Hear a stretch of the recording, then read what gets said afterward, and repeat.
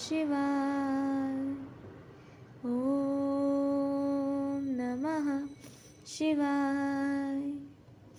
शिव महापुराण चतुर्थ कोटिरुद्र संहिता तीसरा अध्याय। अत्रि अनसुईया तप वर्णन। सूत जी बोले, चित्रकूट पर ब्रह्मपुरी में ब्रह्मा जी ने मत्त गजेंद्र नामक लिंग स्थापित किया है और पूर्व दिशा में सब वरों को देने वाला है तथा कोटिश नामक लिंग भी वही है।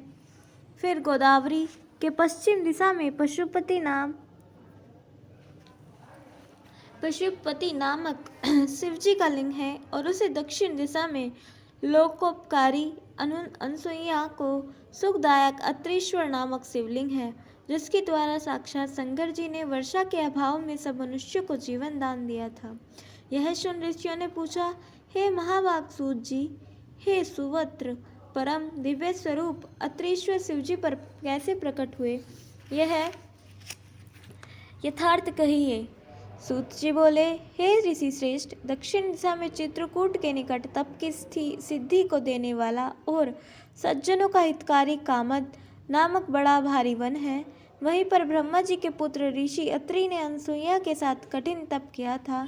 जहाँ पहले कभी दूधद्रेव से प्राणियों को दुखदायक 100 वर्षों तक विकट अन्नवृष्टि हुई, जिससे सब वृक्षों के पत्ते तथा फल सूख गए थे और नित्य क्रम के लिए भी कहीं पर जल नहीं दिखाई पड़ता था, तब प्राणियों के इस संकट को देखकर अत्रि प्रिया प्रतिव्रता अनसुईया ने कहा, यह दुख मुझसे सहा नहीं जाता।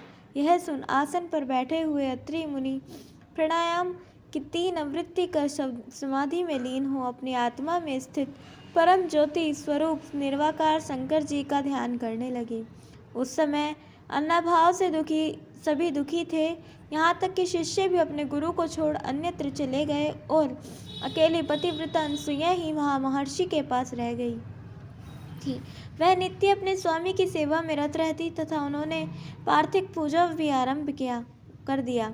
इस प्रकार जब कुछ काल बीत हो गया और ध्यान मग्न योगीश्वर चेतना रहित हो गए, तब उनके कठिन तप और अनसुईया के सेवन से देवता और ऋषि तथा गंगा आदि श्रेष्ठ नदियाँ सप्रेम उनका दर्शन करने आई और उन दोनों की महानता को धन्यवाद दे वे सब जैसे आए थे वैसे ही गंगा और शंकर को छोड़कर चले गए।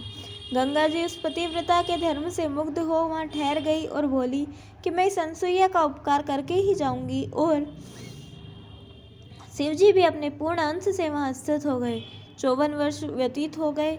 मुनीश्वर अत्रि उसी प्रकार ध्यान मग्न रहे, परंतु अब तक भी वृष्टि न हुई। पश्चात अनसुईया के इस प्रकार निराहार सेवा और मुनि के ध्यान अवस्थित रहने पर वहाँ जो आश्चर्य हुआ वह सुनो। इस प्रकार श्री शिव महापुराण चतुर्थ कोटिरुद्र संहिता का तीसरा अध्याय समाप्त। बोलो उमापति महादेव की जय। चौथा अध्याय अत्रीश्वर महात्म्य वर्णन। सूत जी बोले, इसके पश्चात जब ब्रह्मवेता ऋषि श्रेष्ठ अत्रि समाधि से जगे तो उन्होंने अपनी प्रिया से कहा कि जल दो। पतिव्रता अनसुईया कमंडल में जल चली।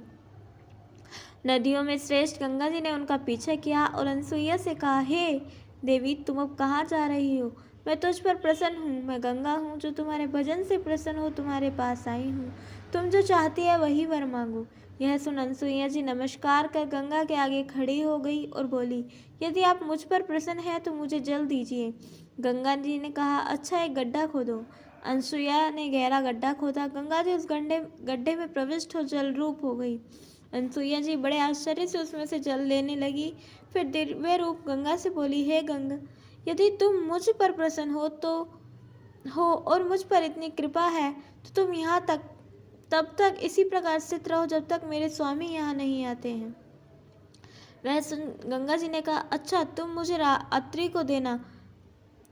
ऐसा कह गंगा जी ने अपना जल नाश रहित किया और अनसुईया उस दिव्य जल को ले अपने स्वामी के पास आई तथा जल उन्हें देकर उनके आगे खड़ी हो गई।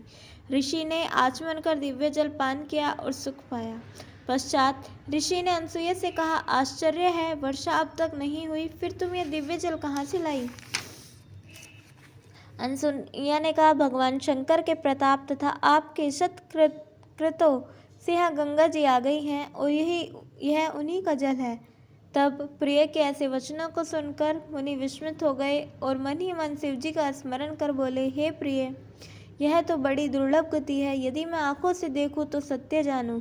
अनसुईया जी ने कहा, यदि आप शरीर द्वारा गंगा जी को देखना चाहते हो तो मेरे साथ आइए। ऐसा कह पतिव्रता अनसुईया पति को साथ ले वहां पहुंची जहां शरीर द्वारा गंगा जी गड्ढे में विराजमान थी। ऋषि श्रेष्ठ ने जाकर जल से पूर्ण ग्रत को देखा और भक्ति पूर्वक गंगा जी की स्तुति की। वहां मुनि ने उस निर्मल जल में स्नान किया, फिर आचमन कर बार बार स्तुति करने लगा। सव्रता अनसुईया ने भी उस सुंदर जल में स्नान कर मुनि के साथ नित्य क्रम किया। गंगा जी ने कहा कि अब मैं अपने स्थान को जाती हूँ। यह सुन साध्वी अनसुईया नदियों में श्रेष्ठ गंगा जी से बोली, हे देवेशी, यदि आप प्रसन्न हैं तो मुझ पर कृपालु हैं, तो आप निश्चित होकर इस तपोवन में रहें। मुनीश्वर अत्रि ने भी कहा कि हे सरिद्वरे, आप यहीं निवास करें और हे देवी, सानाकुल हो हमें स्नात करें। तब उनके इस रमणीय वचनों को सुनकर श्रेष्ठ नदी गंगा ने प्रसन्न हो अनसुईया से कहा, यदि तुम अपने स्वामी के शिव पूजन रूप एक वर्ष के फल को मुझे दे दो तो देवताओं के उपकार के लिए मैं यहाँ स्थित रह सकती हूँ।